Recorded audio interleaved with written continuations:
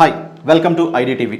విజయ్ దేవరకొండ నటించినటువంటి Kingdom public talk ఎలా ఉంది? ఈరోజు రిలీజ్ అయ్యి జనాల్లోకి వచ్చినటువంటి కింగ్డమ్ మూవీపై డిఫరెంట్ కామెంట్స్ అయితే రిలీజ్ అవుతున్నాయన్నమాట. కింగ్డమ్ ప్రీమియర్లు ఇప్పటికే రిలీజ్ అయిపోయి షోలు కూడా రిలీజ్ అయ్యాయి. ఇప్పటి వరకు షోలు చూసిన వాళ్ళందరూ కూడా ఫస్ట్ హాఫ్ చాలా బాగా తీశారు. ప్రొడక్షన్ అలాగే టెక్నికల్ వాల్యూస్ పరంగా కూడా బాగా చూపించారు. సినిమా మొత్తాన్ని ఎక్కడ బోర్ కొట్టకుండా తన యాక్షన్ పర్ఫార్మెన్స్తో ముందుకు తీసుకెళ్తాడు. అలాగే ఫస్ట్ హాఫ్ ఎంత బాగా తీశారో సెకండ్ హాఫ్ కొంచెం ఫ్లాట్గా నడిచినప్పటికీ విజయ్ యాక్షన్తో అది కవర్ అయిపోతుందంటూ కూడా కొంతమంది ఎస్ఎంలో పోస్టర్లు పెడుతూ ఉన్నారు.